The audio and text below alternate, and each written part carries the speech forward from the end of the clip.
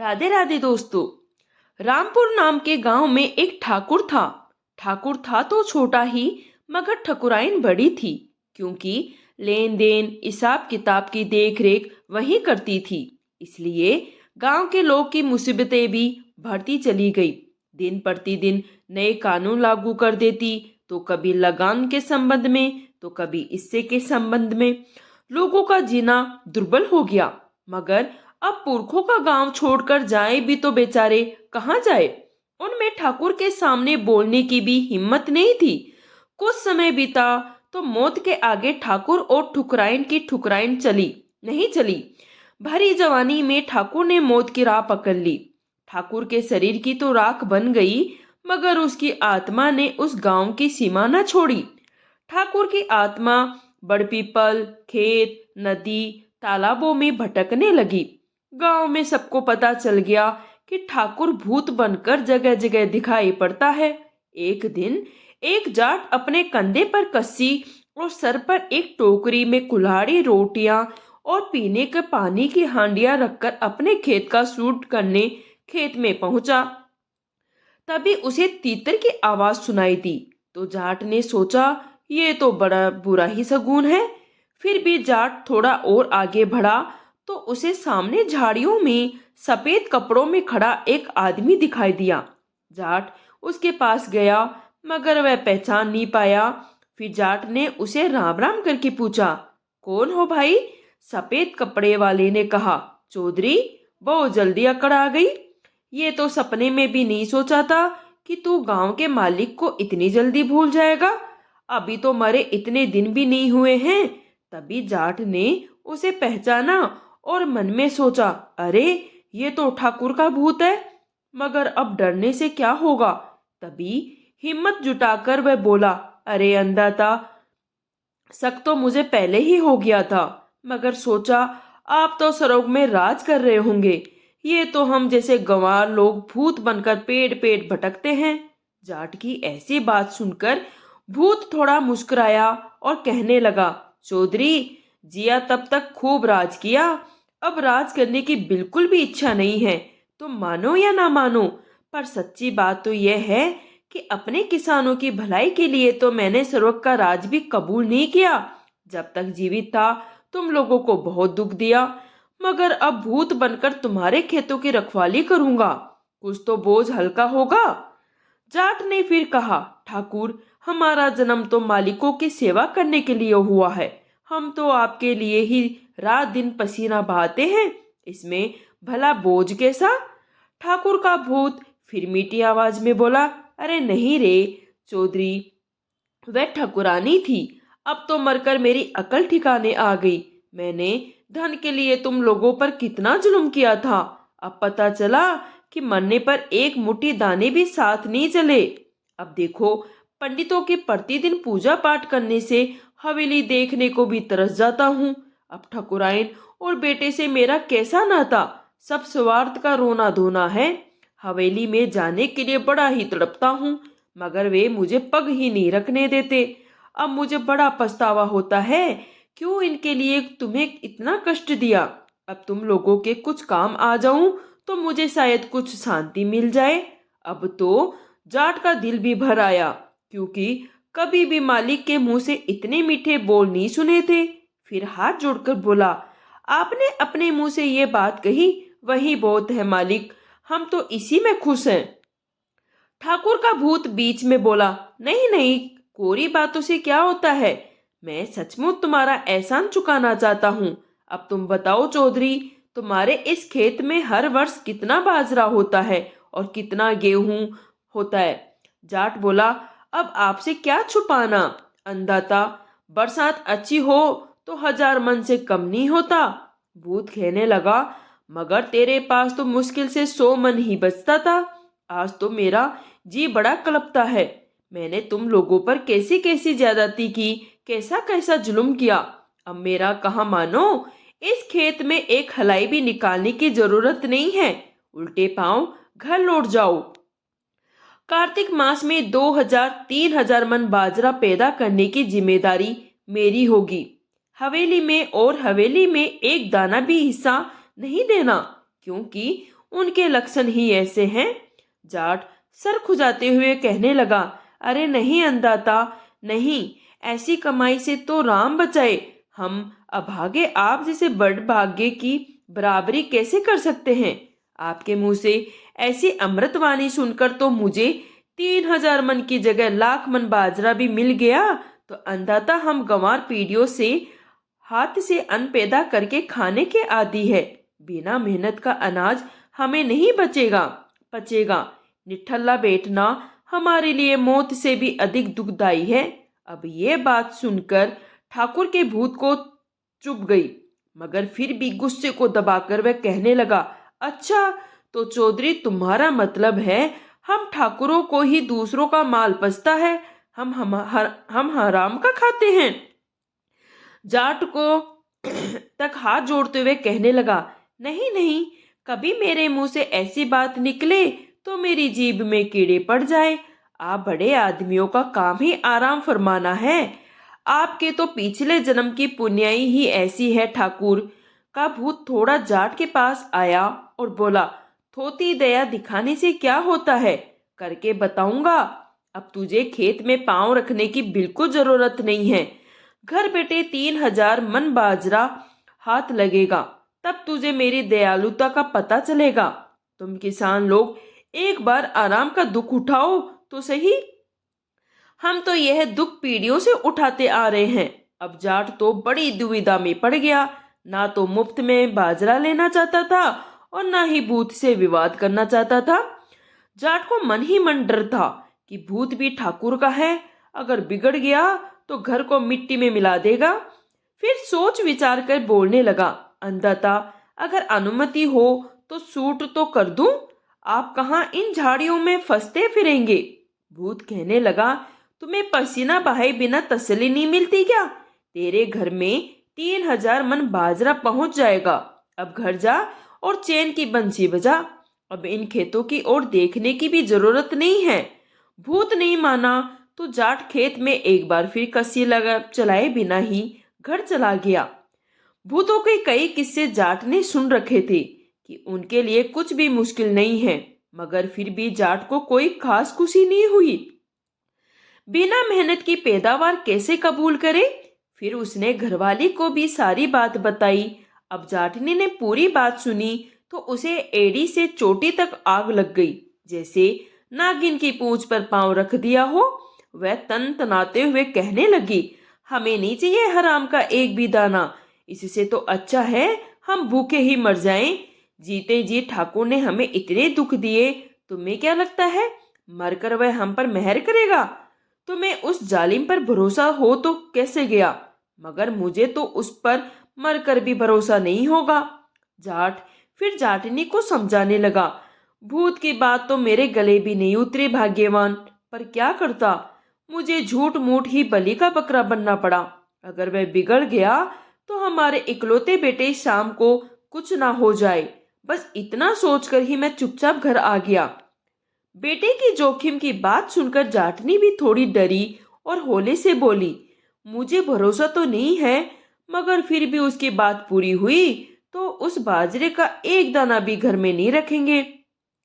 आधा बाजरा तो हवेली में छोड़ आएंगे और आधा बाजरा हम चींटियों, कबूतरों, पक्षियों को डाल देंगे। हम तो बस यही समझकर छाती में मुक्का मार लेंगे कि अकाल पड़ गया। दोनों ने अपने आप को समझाया, मगर आड़ उतरते बादलों ने खूब पानी बरसाया। चारों ओर पानी ही पानी, जल से भरे खेत काफी दिनों बाद जोतने लायक हुई।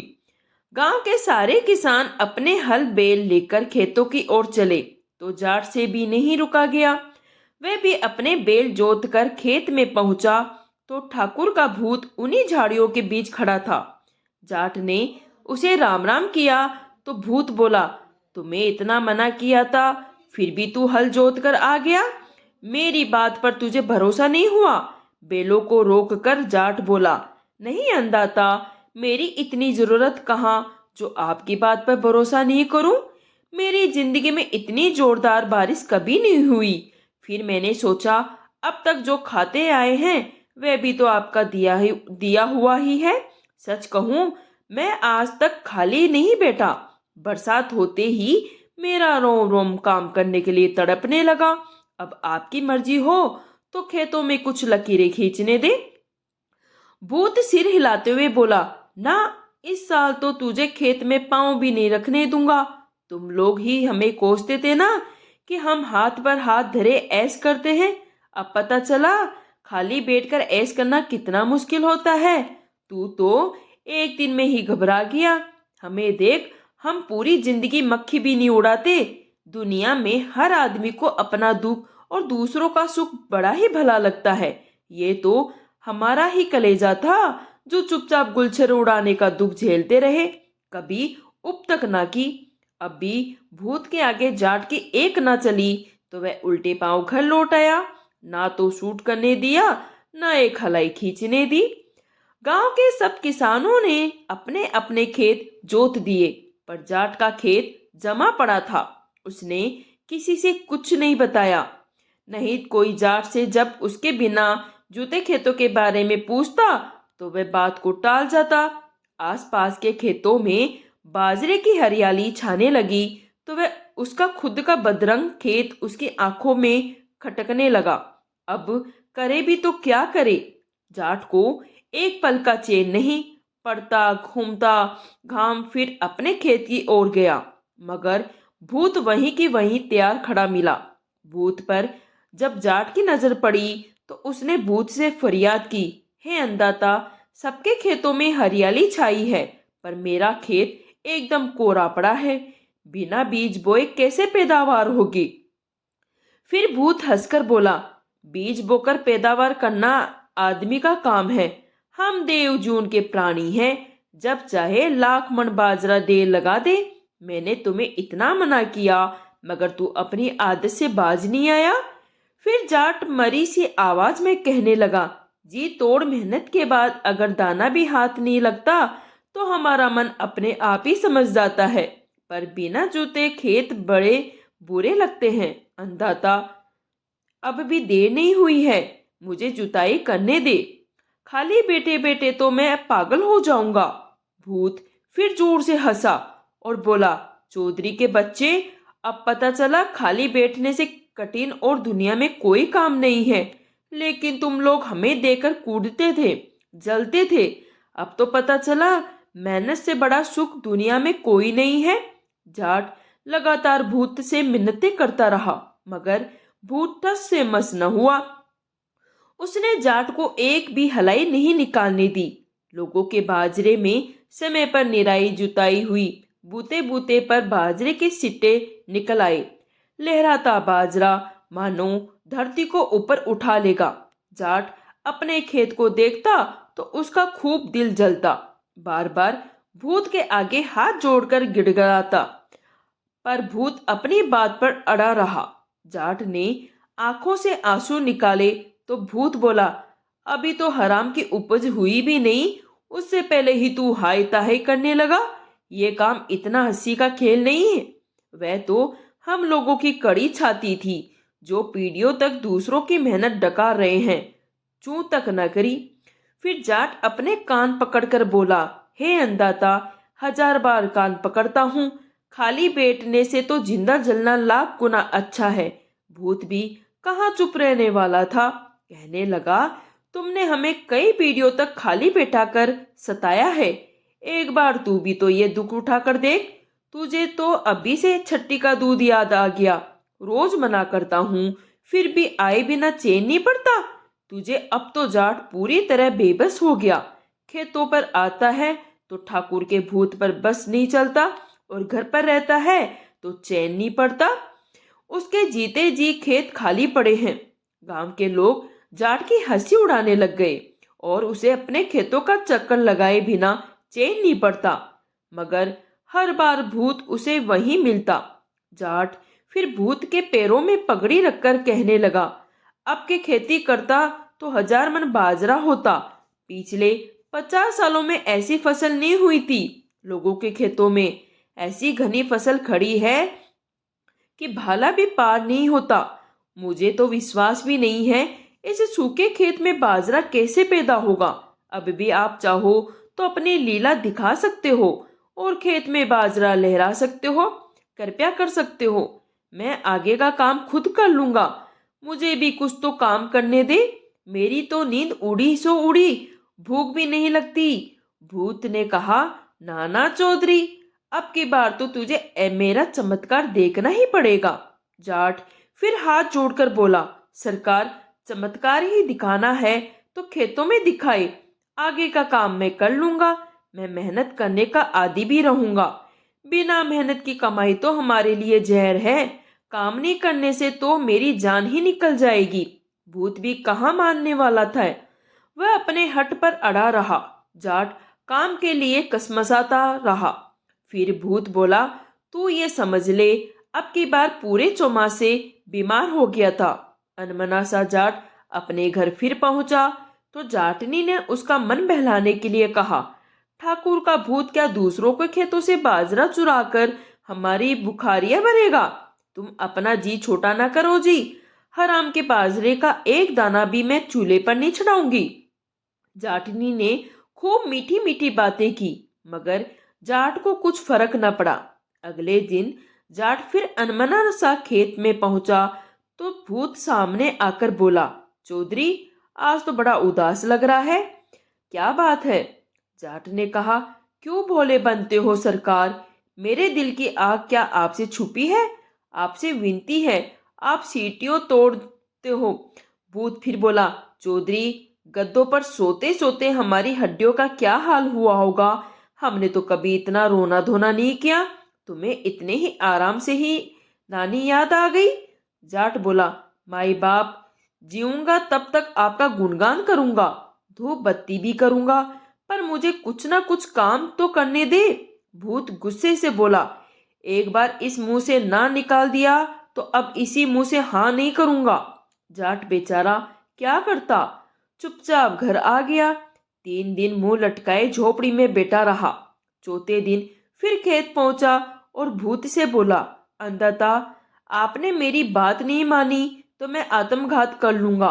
लोगों के यहाँ क्या बाजरा हुआ है, आप यहाँ खेत में बाजरे का ढेर लगा दे तो कम से कम मैं गाड़ी जोत कर उसे घर तो ले जाने का काम तो करूं। फिर भूत हंसकर बोला, चौधरी, दुनिया में पागल तो बहुत देखे, पर तेरा जैसा कोई नहीं देखा। तुझे भरोसा हो गया कि मैं तुझे बाजरा दे दूंगा? पगले, जब तक जिया तुम लोगों को दुख दिया, अब मरकर सुख दिया तो नरक में नहीं जाऊंगा। मैं बाजरा देने की बात नहीं करता तो तू खेती किए बिना रहता। मैं बाजरा देने की बात नहीं करता तो तू खेती किए बिना मानता थोड़े ही। अब तुम सपने में बाजरा देखो। अब जाट ने ये सुना तो बड़ा ही खुश हुआ और कहने लगा, मौज कर दी अंधाता, आपने तो मौज कर दी। इतने बड़े दुख का पहाड़ सर से उतार दिया। बाजरा हाथ नहीं लगा, इसकी मुझे रत्ती भर भी चिंता नहीं। बाजरा हाथ लगता तो चिंता जरूर होती। धरती और मेरे पसीने का खूब मेल है। जिंदा रहा तो ढेर सारा बाजरा वापिस हो जाएगा। अब तो घर जाकर 5 पसेरी गुड़ बांटूंगी। इतना कहकर जाट ने भूत को राम राम किया, राधे राधे किया और फूल की तरह हल्का होकर घर पहुंचा। कई रातों बाद जाट आज चैन की नींद सोया। अगर आपको ये कहानी पसंद आई, कहानी यहीं समाप्त होती है दोस्तों। अगर आपको ये कहानी पसंद आई तो प्लीज़ इसे लाइक कीजिए, शेयर कीजिए और अगर आप मेरे चैनल पर नए हैं तो प्लीज़ चैनल को सब्सक्राइब कर लीजिए। कहानी सुनने के लिए आपका धन्यवाद।